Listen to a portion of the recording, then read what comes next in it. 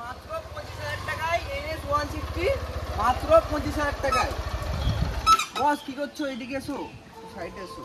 মাত্র 25,000 টাকা NS 160, down payment মাত্র 25,000 টাকায়। 2020 মডেল NS 160 ডুয়েল চ্যানেল ডিসের সাথে পাচ্ছ। দাম হচ্ছে কত? মার্কেটে কত যাচ্ছে? 50-55 না, তাহলে মাত্র 50,000 টাকায়। তাও দিতে হবে না।